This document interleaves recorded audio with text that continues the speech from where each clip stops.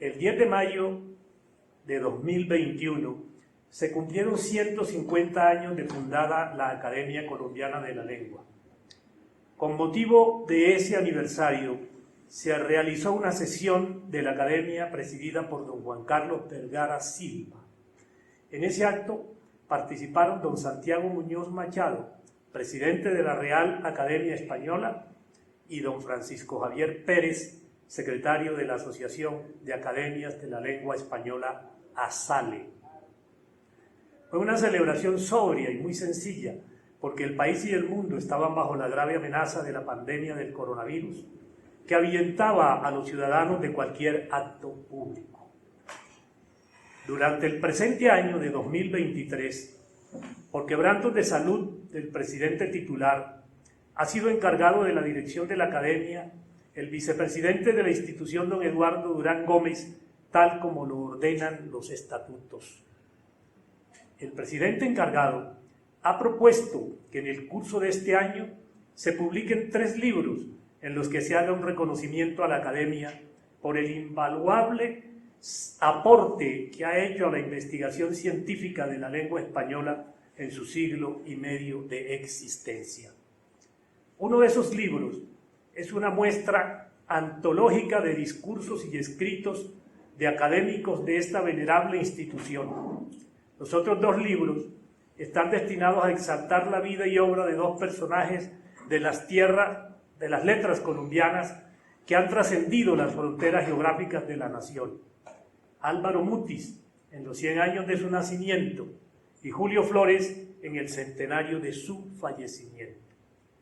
El libro, dedicado al poeta boyacense, abarca todo el ciclo vital del personaje homenajeado, desde su nacimiento el 21 de mayo de 1867 en Chiquinquirá, hasta su muerte en Uciacurí, el 7 de febrero de 1923.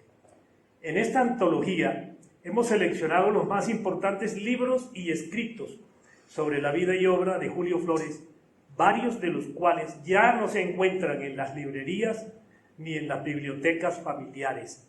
De ahí que el libro que hoy presentamos, y una copia del cual les entregaremos a cada uno de ustedes, tiene ese libro una singular importancia precisamente por eso, porque muchas de las poesías y muchos de los escritos que se han hecho sobre Julio Flores no están ya ni en librerías, ni en las casas, ni siquiera de las personas que se supone deberían tenerlo. El libro comienza con un escrito del académico honorario Antonio Cacua Prada, donde el ilustre historiador hace una síntesis biográfica que contiene mucha información y datos interesantes sobre el gran bardo colombiano. El doctor Cacua, que hace una revisión de la vida y obra de Flores desde su nacimiento hasta su muerte, tituló su escrito con la lacónica frase que el inmortal Aeda pidió a sus hijos se colocara en su tumba como epitafio: Julio Flores colombiano. En el siguiente capítulo del libro se describen los entornos socioculturales y políticos en los que discurrió la vida de Julio Flores. El hogar donde se nace moldea un carácter y señala un derrotero para la vida. El padre del poeta, Policarpo Flores, fue un médico, pedagogo y presidente del Estado Soberano de Boyacá. Le gustaba leer obras de Víctor Hugo y de Gustavo Adolfo Bécquer, que con seguridad también debieron pasar por las manos de su hijo.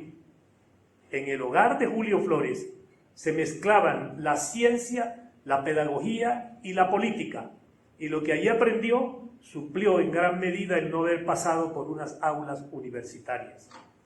En esta sección del libro hemos transcrito la obra completa de Gloria Serpa Flores de Colbet, escrito sobre su tío abuelo, titulada Contexto vivencial de Julio Flores, uno de los ensayos más completos que se han escrito sobre la vida y obra del poeta boyacense.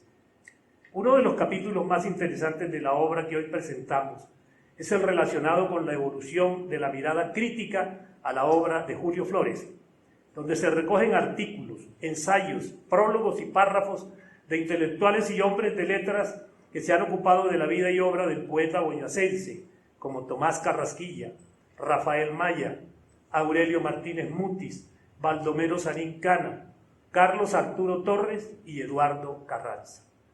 La selección abarca un periodo que va desde 1908 hasta el presente, y en ese recorrido cronológico de más de un siglo, el lector podrá apreciar un análisis crítico de la producción literaria de Flores desde diferentes ángulos. Es una selección que no pretende ser exhaustiva, porque la producción del bardo chiquinquireño fue inmensa y son muchos los que han escrito sobre el poeta boyacense, pero la muestra antológica que aquí presentamos permite tener una visión objetiva de Flores como persona y como poeta. De esos escritos, en los que se ha evaluado críticamente la obra del gran cultor del romanticismo, merece especial mención por la pertinencia que tiene para los objetivos de la Academia Colombiana de la Lengua en el ámbito de la lingüística, la tesis doctoral de Gloria Smith Avendaño, titulada Edición crítica de la obra completa del poeta colombiano Julio Flores. Académicos, profesores y estudiantes podrán leer el capítulo 7 de esa tesis, el adjetivo calificativo en la obra de Julio Flores, análisis morfológico, sintáctico y semántico. Es una investigación valiosa si se tiene en cuenta que no existe una edición que recoja la obra completa y bien organizada de Flores. Además, tampoco se conoce un estudio lingüístico de su producción poética y por lo mismo la investigación de Gloria Smith se convierte en una fuente de consulta para los investigadores del lenguaje y especialmente para aquellos que estudian la estrecha relación que guarda la poesía con la lingüística y particularmente con la gramática. Como es bien sabido, la producción literaria de Flores es voluminosa. Se conocen 10 obras, 9 de las cuales fueron publicadas en vida y una póstuma, Oro y Ébano, publicada por iniciativa de sus hijos 20 años después de la muerte de su padre. El prólogo es del poeta y escritor Rafael Maya, que al comentar esta obra dice: Julio Flores no se puede reducir solamente a intérprete de la mentalidad colectiva, una especie de trovero popular que, aunque glorioso, no es lo más significativo de él. La obra más valiosa de Flores es aquella que está cifrada en cantos de legítima grandeza, relativamente abundantes dentro de su enorme producción, pero lastimosamente fue quedando en la saga de sus otros versos, los de fácil comprensión popular, y por último se hundió en el olvido o permaneció sepultada en la memoria de unos cuantos admiradores conscientes. Hasta ahí la cita de Rafael Maya. Además de las colecciones anteriores, el inventario de obras incluye 120 poemas sueltos. Como ustedes verán, es una colección bastante completa. Entre ellos, por supuesto, Mis Flores Negras, una composición de la que su autor dejó escrita también su partitura para que fuera cantada. Carlos Gardel, Julio Jaramillo y el dueto de antaño grabaron esta canción que trascendió las fronteras patrias. También se encontró en el inmueble patrimonial de Usiacurí una colección de recortes de revistas y periódicos nacionales y extranjeros con crónicas y artículos sobre Julio Flores. El inmueble fue entregado por uno de sus hijos, el doctor Hugo Flores, en representación de la familia Flores Moreno, a la Fundación para la Cooperación y el Progreso de Usiacurí, COPROUS, en el año 2001. Sin embargo, la casa se encontraba en condiciones lamentables de ruina y en el año 2006, siendo gobernador del Atlántico la persona que escribe estas cuartillas, se realizó la restauración total del inmueble que desde entonces ha visto desfilar a millares de visitantes que le rinden tributo de admiración al váter romántico que supo interpretar los sentimientos de un pueblo. Como directora de la Fundación ha estado desde 2007 Margarita Macías, aquí presente, una mujer diligente que ha puesto todo su empeño para conservar el inmueble patrimonial así como el mobiliario, los manuscritos del poeta, recortes de prensa y artículos de revistas, coronas en bronce, utensilios y otros elementos de uso personal, como los anteojos y un hierro de marcar ganado que existían al momento de fallecer Julio Flores.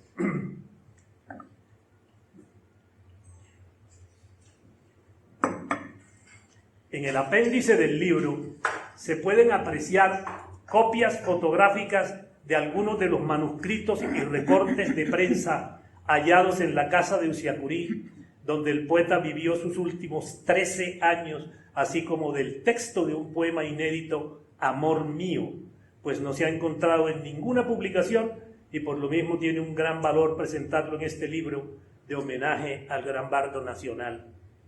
Julio Flores nació en un periodo muy convulsionado de nuestra historia, caracterizado por el crispamiento de las pasiones políticas que llevaba a dirimir las diferencias ideológicas en los campos de batalla. Sin lugar a dudas, ese clima de odios partidistas que vio y vivió durante su niñez y adolescencia marcó una huella indeleble en su personalidad. A él le tocó ver en su juventud y en su edad madura la muerte, la desolación y el hambre que generaban las sangrientas confrontaciones fratricidas que libraban liberales y conservadores, conocidas en la historiografía colombiana como las guerras civiles del siglo XIX. Luto, dolor y tristeza colmaban el ambiente de casi todos los hogares de Colombia, y los poetas del romanticismo, con una sensibilidad exacerbada, captaron el cuadro lúgubre que veían por doquier, no solo en el rostro de las madres y de las hijas viudas, sino en el de los hombres que regresaban de la contienda heridos o extenuados. Mientras esto acontecía en el territorio colombiano, en el ámbito de las letras estaba finalizando la etapa del romanticismo, un movimiento literario y artístico que había surgido en Europa en el siglo XVIII y se prolongó hasta finales del siglo XIX como reacción contra el racionalismo de la Ilustración. Otros, sin embargo, consideran que el romanticismo fue el resultado de la primera revolución industrial que provocó cambios sustanciales en los modos de producción y en la forma de vida tradicionalmente agraria, que cambiaron también la forma de pensar. La revolución industrial, con el surgimiento de la máquina de vapor y la explotación de los obreros en las fábricas y las minas de carbón, donde laboraban también mujeres y niños, constituían un cuadro lúgubre que poetas, escultores y pintores plasmaron en sus obras. En el campo artístico y literario, el romanticismo fue una rebeldía de intelectuales que en la poesía y en el arte consideraban que no se debía poner límites a los sentimientos, y para expresarlos era necesaria una libertad plena en la composición, e igualmente la reclamaban en la política, y algunos más radicales proclamaban la relatividad de la moral para concluir que aún en este campo no se debían establecer fronteras arbitrarias. El espíritu creativo primaba sobre la adhesión a las reglas y cánones establecidos por la sociedad.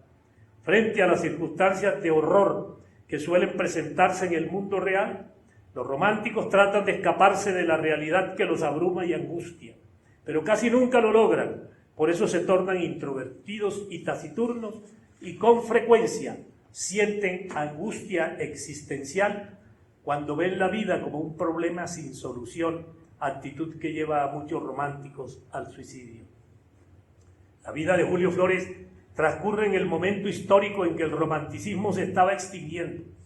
De ahí que el poeta y escritor Rafael Maya haya dicho que Flores fue una especie de romántico retrasado, pues cuando apareció en la escena literaria de Colombia, esa escuela ya había fenecido. Y el historiador Javier Ocampo López considera al poeta colombiano como un representante del romanticismo tardío.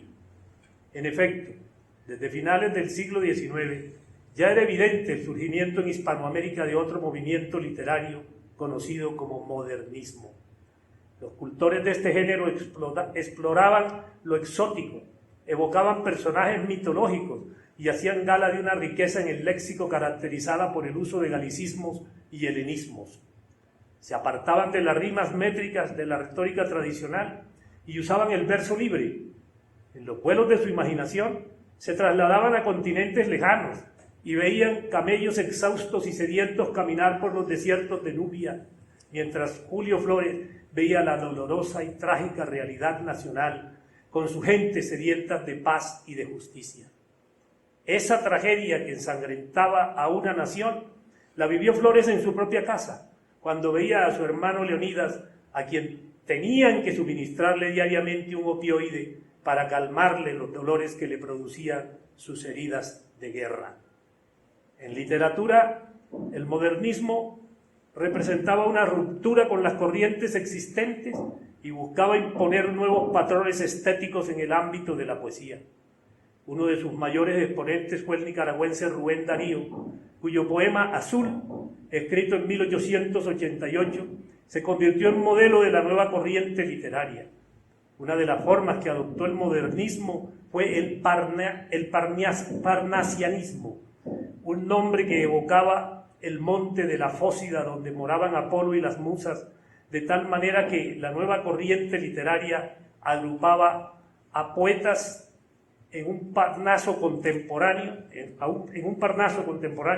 que se preocupaba por la estética del verso en contraposición al subjetivismo de los románticos, que exaltaba la personalidad del autor como generador de sentimientos.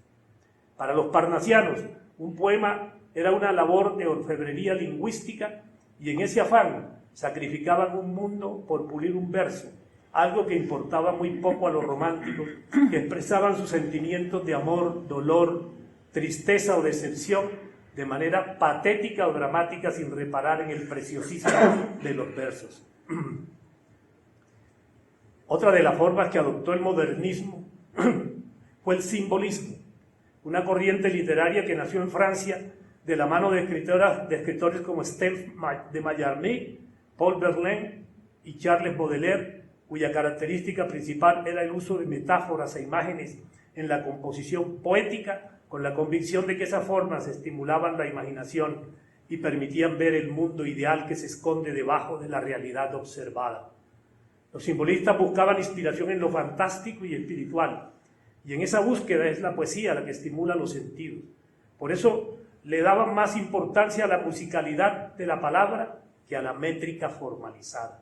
En ese contexto, consideraban que el poeta debe tener libertad de construir los versos, aunque se sacrifique su estética expresiva, lo que constituye una gran diferencia con los parnasianos. Julio Flores fue esencialmente un poeta romántico por la sensibilidad de sus versos, la exaltación de la propia personalidad, la frecuente exclamación en sus poesías, la exuberancia de adjetivación, su profundo lirismo y la angustia existencial que mostraba en sus composiciones. Además, vivió y compuso en una época en la que todavía algunos intelectuales rendían culto al romanticismo. Sin embargo, algunos de los versos del poeta boyacense dejan ver asomos de simbolismo, como en el caso de la poesía La Araña, pero esos visos no alcanzan para catalogarlo como uno de los poetas que integraron el modernismo, a pesar de que conoció y trató en España a algunos escritores de esa corriente literaria, entre los que vale la pena señalar a Rubén Darío, Ramón del Valle Inclán y Francisco Villaespesa, admirador y discípulo del bardo nicaragüense. Flores hizo parte de una tertulia bohemia y literaria conocida como la Gruta Simbólica, donde la mayoría de sus integrantes continuaban apegados al romanticismo y a los patrones clásicos. Más aún, rechazaban las nuevas formas que estaban surgiendo en esa época y les lanzaban ironías y sarcasmos a los cultores de las nuevas formas estéticas. Estos, a su turno, miraban con cierto desdén a la multitud de poetas y escritores que seguían aferrados a los viejos modelos de poesía.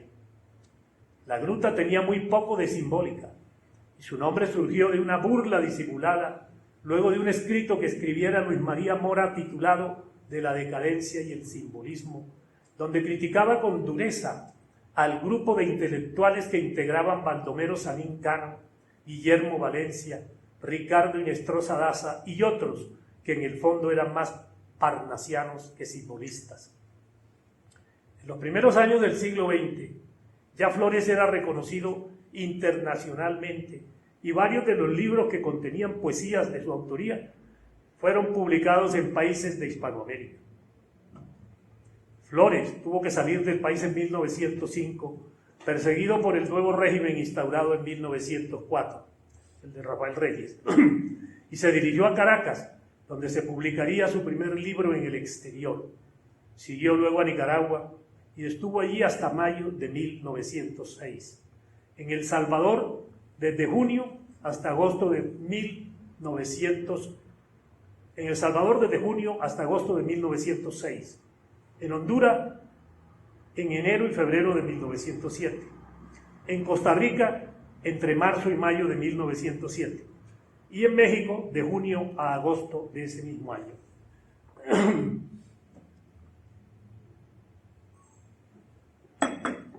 Es decir, una visita de 3 meses en cada país centroamericano. Pero en 1907, en Ciudad de México, recibió la noticia de que había sido nombrado por el general Rafael Reyes como segundo secretario de la legación colombiana en España, país donde vivió durante 1908 y 1909. No tenía buenas relaciones con el presidente, pero el nombramiento en España fue una manera de tenerlo fuera del país para que no siguiera produciendo poesías de gran calado popular en las que hacía una crítica mordaz a la dictadura de Reyes. En 1910 regresó a Colombia por Barranquilla, como era lo usual en esa época en que los viajes de América a Europa o viceversa se hacían por barco a través del Océano Atlántico. Flores ya venía acusando dolencias y algunas personas le recomendaron utilizar las aguas termales de Usiacurí para curar o calmar su mal, pero todavía sin un diagnóstico preciso de su enfermedad, porque la medicina en esos años no disponía del apoyo tecnológico que tiene hoy en día. El poeta se radicó en esa población del departamento del Atlántico y allí encontró alivio para las dolencias de su cuerpo y tranquilidad espiritual.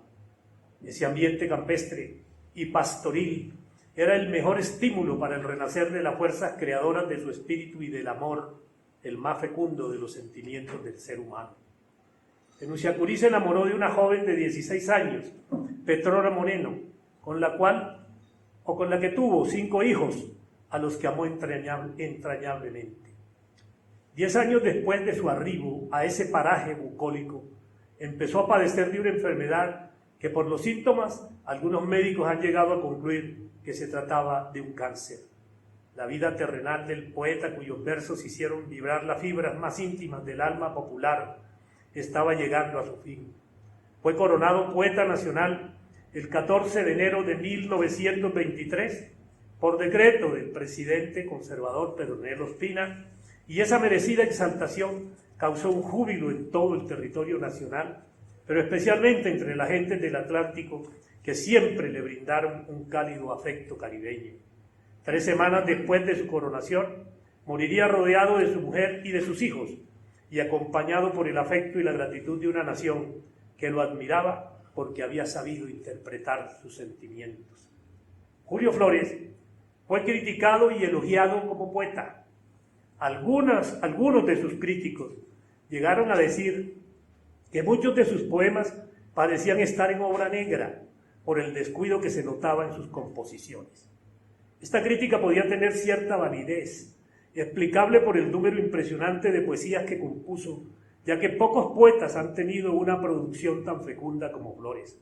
Sin embargo, algunos de esos reparos se hacían porque sus críticos no advertían que era un talento innovador que rompió los moldes rígidos de las normas clásicas y de la poética tradicional.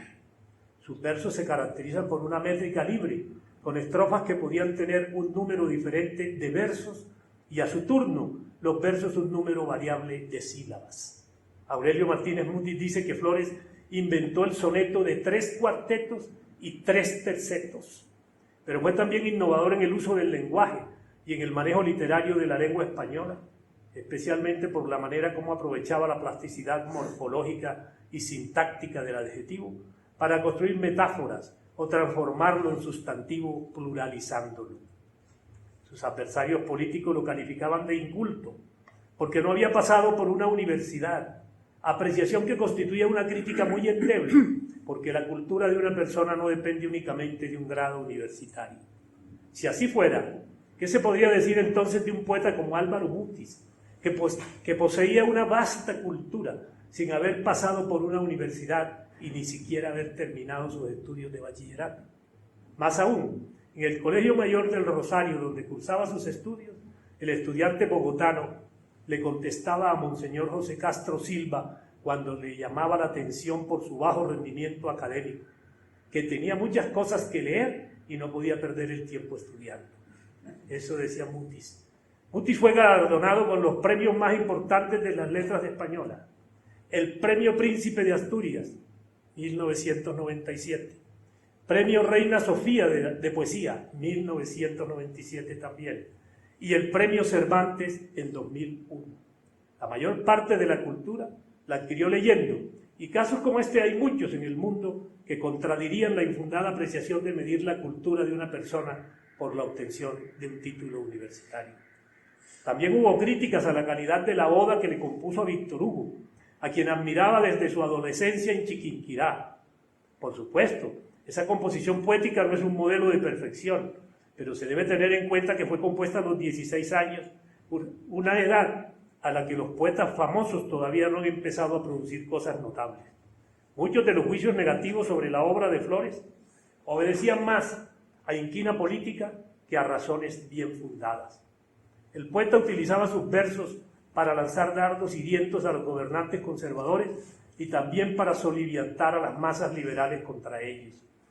Esa habilidad para combinar poesía y política la elogiaba el caudillo liberal Rafael Uribe Uribe, a quien Flores le dedicó su poema Flecha Roja. Sus ideas lo llevaron a tener un desencuentro con Miguel Antonio Caro, que le tenía admiración y lo elogiaba como poeta. En 1895, el humanista bogotano, encargado entonces de la presidencia de la República, lo invitó a que declamara alguna de sus poesías en el Teatro Colón, y al final de la velada se le entregaría una corona de laureles por los triunfos alcanzados. Pero cuando Caro conoció el texto de la poesía que iba a recitar Flores, «Oh poetas», le solicitó a través de unos emisarios que la cambiara, y éste le contestó con altivez que si esa era la condición, no participaría en la velada. La reacción de Caro fue legítima, y eso habría hecho cualquier mandatario en el mundo, máxime si se tiene en cuenta que en el poema se incitaba al pueblo a levantarse contra la injusticia y la inequidad. La actitud díscona y desafiante del bardo boyacense era típica de una época caracterizada por intensas pasiones políticas que habían polarizado al país en dos bandos irreconciliables. Los detalles de este episodio que enfrentó al poeta con el gobierno de entonces se pueden leer en la obra que hoy presentamos, extraídos del libro Todo nos llega tarde, de Gloria Serpa Flores de Colme. El máximo exponente del romanticismo colombiano, fue criticado y escarnecido casi siempre por sus enemigos políticos, pero también fue exaltado por eminentes intelectuales y poetas de gran prestigio. Rufino José Cuervo le escribió una carta muy elogiosa en la que le agradecía el envío de su ejemplar La Fronda Lírica, que Flores le hizo llegar a su residencia en la ciudad de París en 1908. Le dice el filólogo en su misiva que la lectura de ese libro le ha devuelto el gusto que en sus mejores años sentía por la poesía, y agrega: allí aparece usted como maestro consumado que domina la lengua, así para la cabal expresión de todos sus conceptos, como para lograr los efectos más delicados de la rítmica. El texto manuscrito de esta carta se puede leer en el apéndice de este libro. También Guillermo Valencia y Francisco de Villaespesa le dedicaron al poeta boyacense composiciones en las que elogiaban la calidad de su arte poético. El alto concepto que tenían de Flores como cultor de la poesía es de mucha significación, por provenir de poetas modernistas que miraban con desdén la poesía romántica. A guisa de ejemplo, transcribimos los dos tercetos del soneto compuesto por Villaespesa con motivo del fallecimiento de Julio Flores.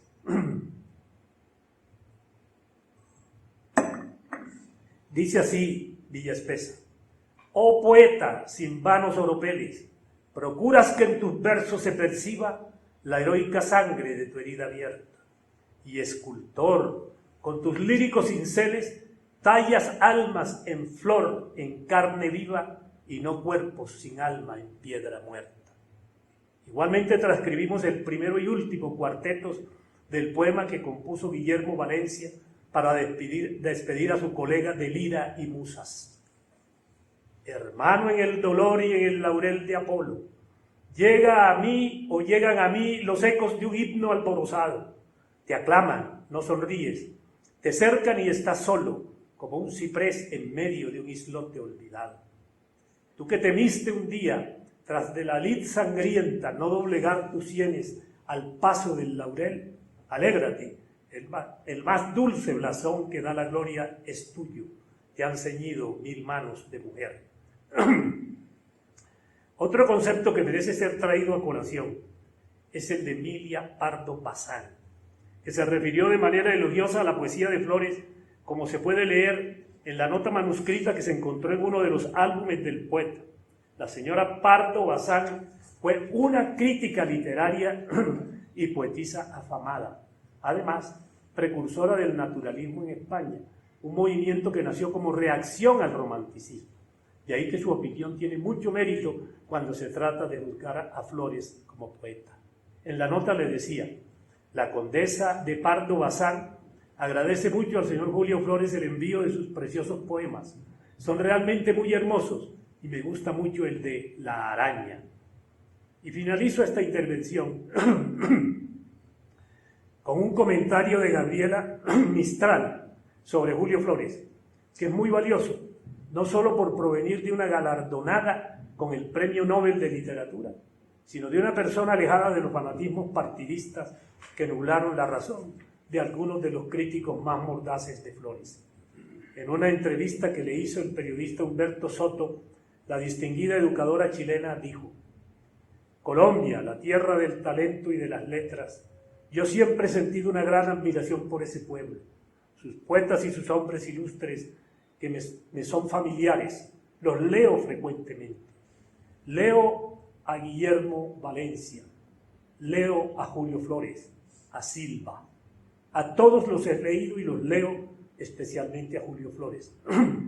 Aquí hace una pausa prolongada y luego agrega con entusiasmo: para mí no ha habido en la América un poeta de mayor inspiración, ni un romántico más aristocrático que Julio Flores.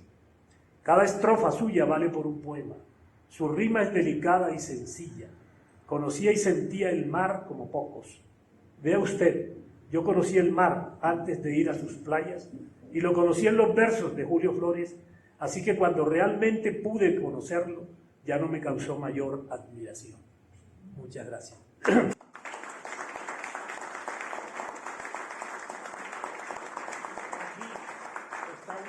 Inédito. Yo le voy a decir a mi señora, a ella que le gustó tanto, que lo recite o que lo lea, ¿no? La pongo en una dificultad, pero, ¿no? Y ella lo sabía, perdón, pero... Dios mío. Tú me lo dedicas a mí, yo te lo digo a ti. Bueno.